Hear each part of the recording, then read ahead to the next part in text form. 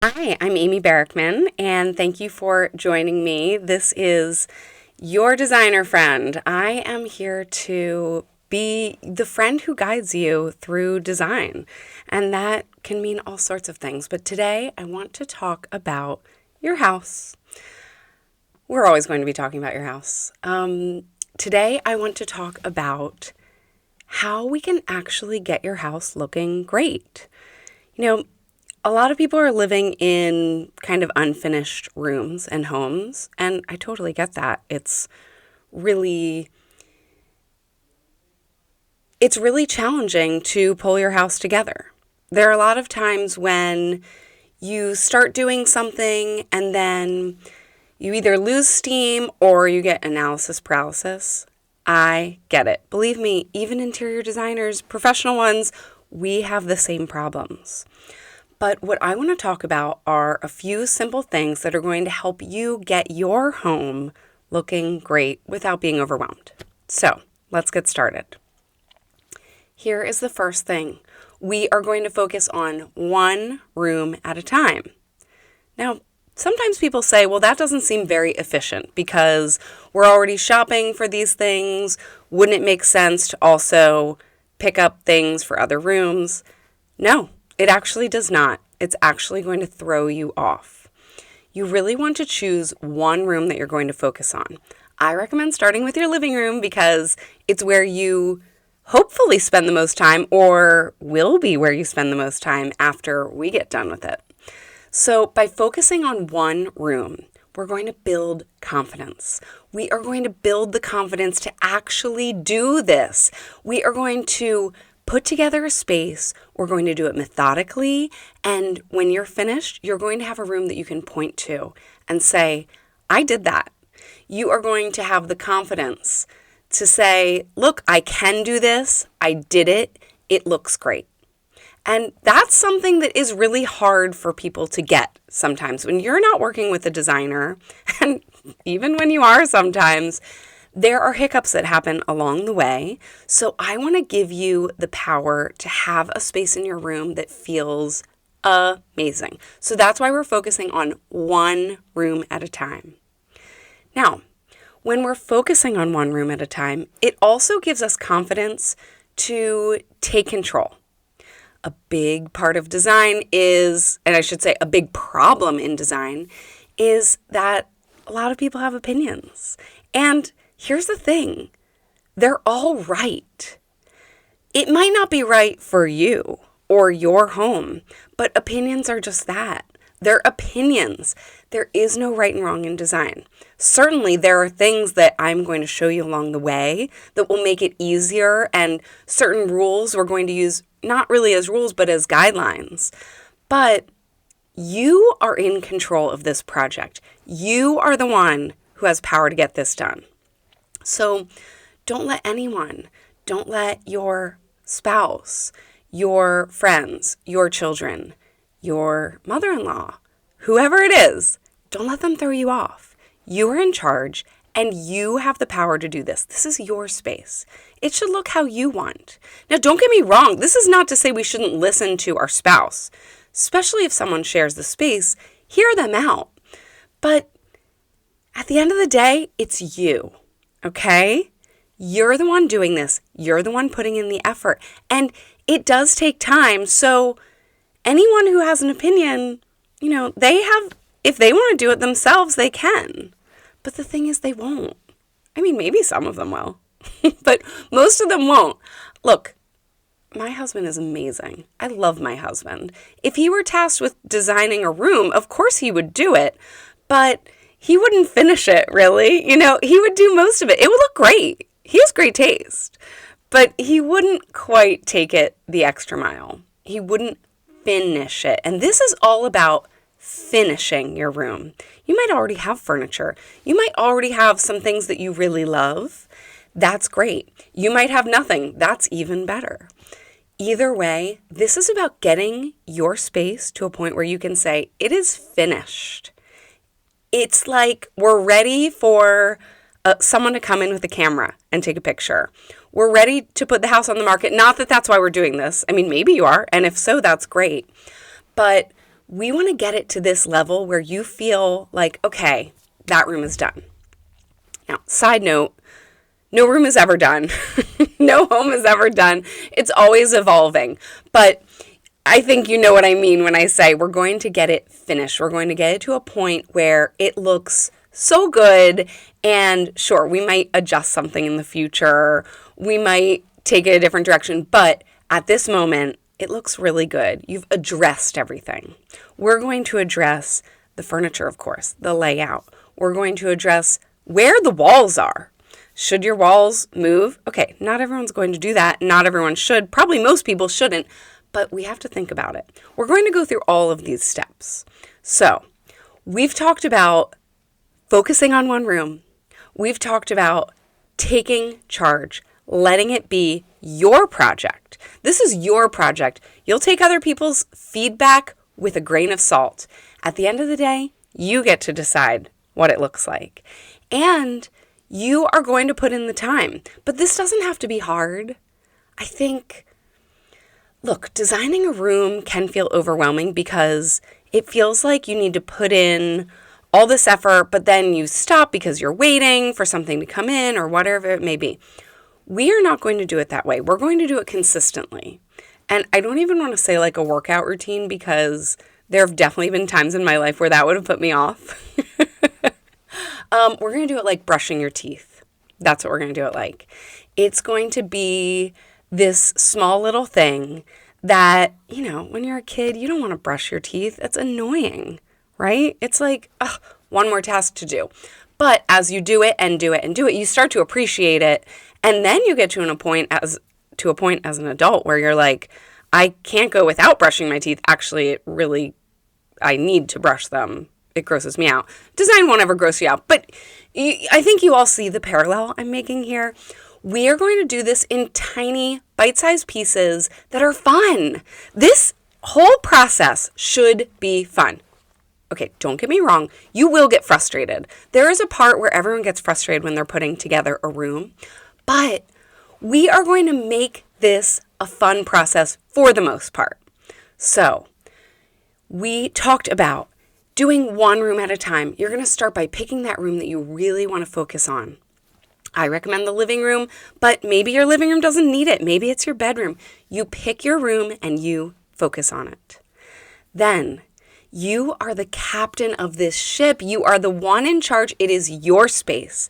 Other people could decorate it and it would look great, probably. They might have fantastic taste, but you're the one designing it. So therefore, it's your space. You're going to design it around other people who might be using it, of course.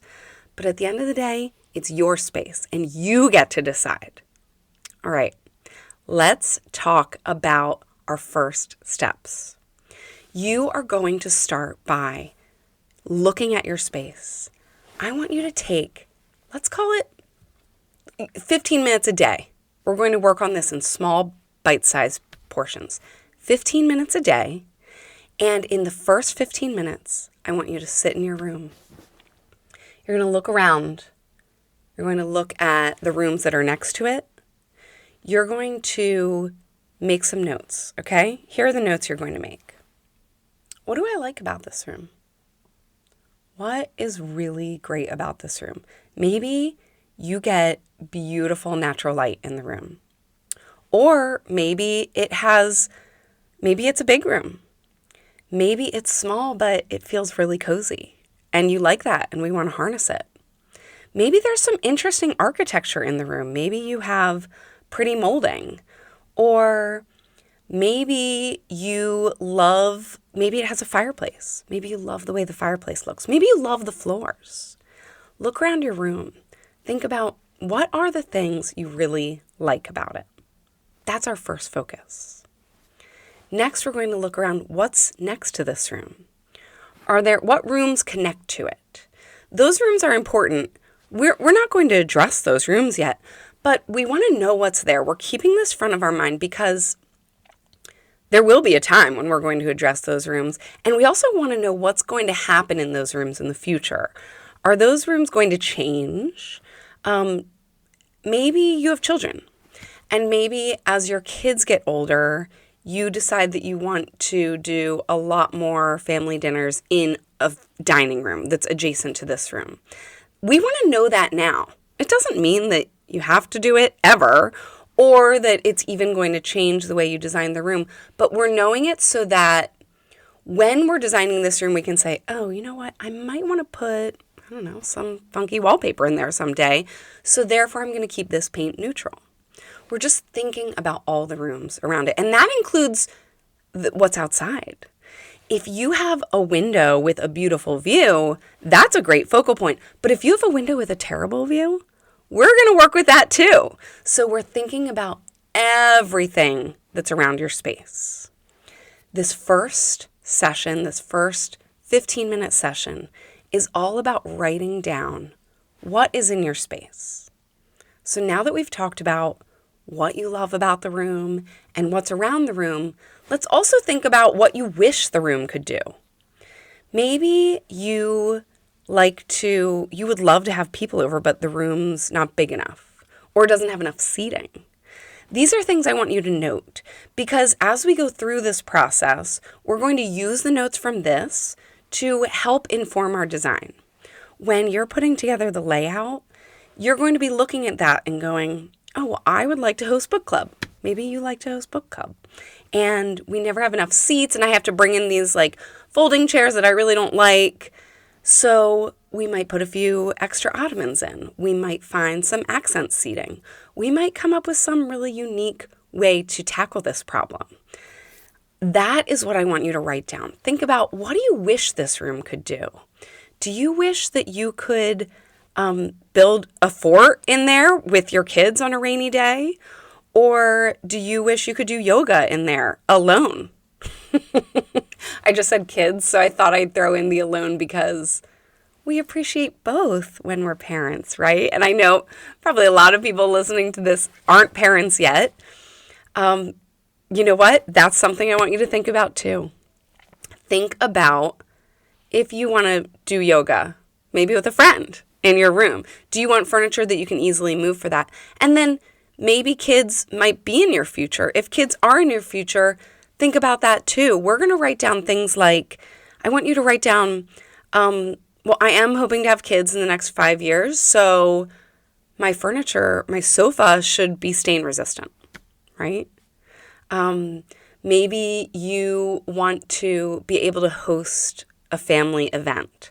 Hosting a family event, it's funny, when I design a room as a designer, I am focused on how it's being used every day. And then occasionally clients will say, well, I want it to look like this for most of the time, but this 1 or 2 days a year, I want this room to kind of transform and turn into something else. If you can hear sounds, that's my dog. Hi, say hi. This is Coconut. I have to keep her in here or she'll bark. She's okay. She's a little dog, and she does bark sometimes, but she's good. Don't hate on little dogs. I think people hate on little dogs sometimes. Okay, I digress. The point of the story is clients will come to me. I'm thinking all about how they use that room every day, and then they'll say, but I want this certain setup for a holiday. So that's when we start gauging how important that is. Because I can give them plenty of solutions. If it's like we want this room to transform just on Thanksgiving, I can give them plenty of options for that. We can get some really good looking card tables. We can do the whole bit. But there are people who want their room to live like that. You might be one of them. I'm one of them. I don't want to always be bringing in and out furniture, even if that's once or twice a year. I sound like I'm doing this all the time. I bring in some furniture at the holidays, but my point is I want my room to always look great, and even when I'm setting up that furniture, I want it to look great. So these are the things I want you to write down. We will come up with solutions. You're going to take this list and you are going to use it to inform your decisions in the future. Okay, we talked about how you're going to take this in little chunks, and that means like 15 minutes a day. And the first thing you're going to do on your first day, 15 minutes, you're going to sit in that room, you're going to look around, you're going to see what you like best about it, you're going to see how you use it, what you wish you could do there, and you're going to ask all these questions. What other rooms are around it? Are any of those rooms going to change in the future? Might there be a wall that comes down in the future? Do you think you might open up a wall for a kitchen renovation? I don't know what it is. Think about all of these things. And then, what are the things, not just that you wish you could change, but maybe you dislike? Because, okay, there's a difference between wanting to change something and then something you dislike, in my book. If there's something that I want to change, maybe it's, oh, I wish I had a wet bar in the back of my living room so that I just had seltzers and water and everything I need all the time. That is a wish, and that's a good one to have, and write it down. Don't forget it. But if there's something I want to change, for example, I have a old built-in from the 90s. It's set up for like some huge TV and it's kind of ugly. Well, that has to be a priority over my wet bar.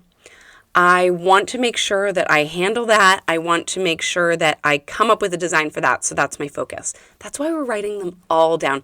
And by the way, those two things may very well be the same thing, right? I might take my old ugly built-in from the 90s and turn it into a wet bar or a dry bar. Maybe that's my compromise. Maybe for budget reasons, we slow down.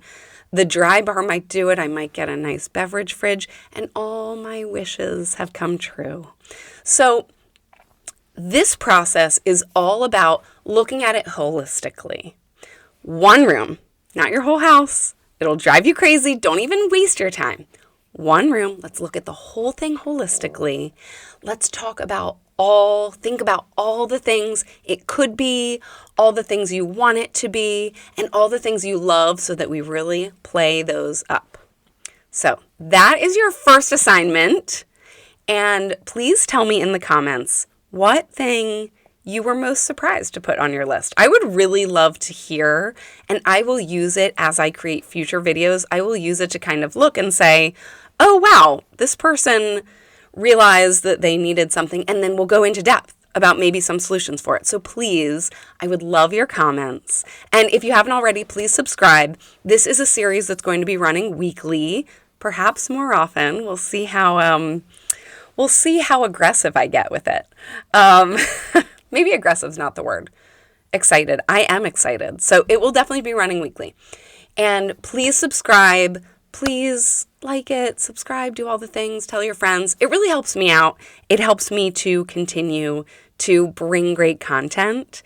And it also helps me to tailor my content, because when you subscribe, then I'm able to see things about you. Okay, that sounds creepy.